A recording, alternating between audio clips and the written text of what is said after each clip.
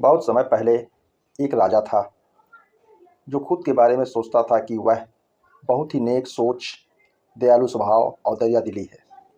उसे लगता था कि वह स्थितियों को सही से समझने, हर बात का न्याय करने और हर विषय में उचित विचार रखने वाला व्यक्ति है। राजा की 3 बेटियां थीं। एक दिन उसने अपनी तीनों बेटियों को बुलाकर कहा, मेरे पास जो भी है वो सब तुम्हारा है। तुम तीनों को मुझसे ही जीवन मिला है। मेरी इच्छा अनुसार ही तुम तीनों का भूत, वर्तमान और भविष्य बना हुआ है, जो आगे भी ऐसे ही बना रहेगा।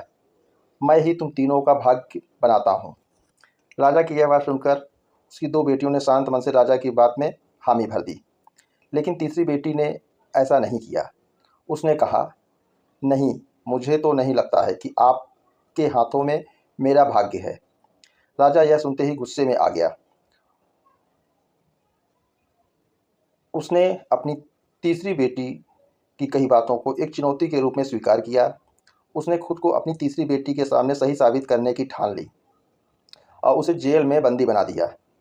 इस वजह से राजा की तीसरी बेटी कई सालों तक जेल में ही बंद रही। राजा और उसकी बाकी की बेटियां राजसी जीवन जीते रहे। राजा मन ही मन सोचता है कि यह मेरा ही हुक्म है जो मेरी जिद्दी बेटी जेल में कैद है।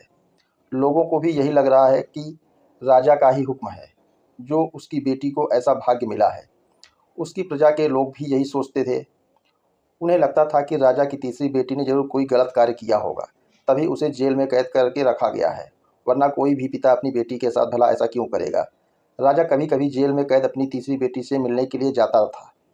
उसकी बेटी बहुत कमज़ोर हो गई थी, लेकिन अभी भी उसके विचारों में कोई बदलाव नहीं आया था। मगर राजा अपनी कमज़ोर होती बेटी की हालत और नहीं देख पा रहा था। एक दिन उसने अपनी तीसरी बेटी से कहा, इस तरह से तुम्हारा जिद करना मुझे बहुत गुस्सा दिलाता है। अगर तुम इसी तरह मेरी आंखों के सामने रही तो गुस्से में मैं ना जाने क्या कर बैठूंगा।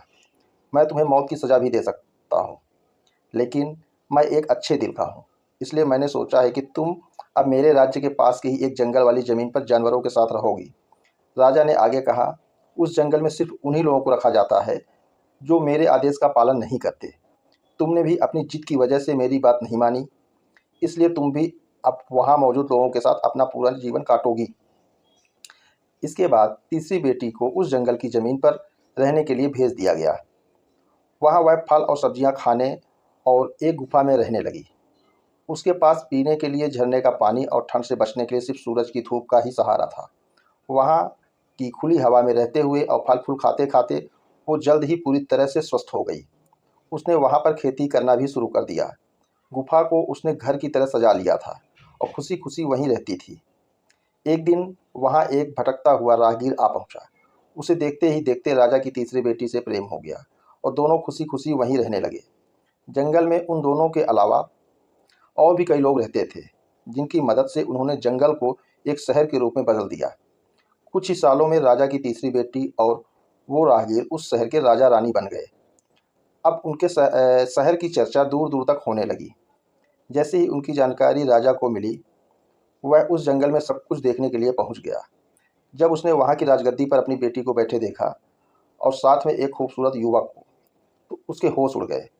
राजा की बेटी ने अपने महल में अपने पिता का पूरे सम्मान के साथ स्वागत किया।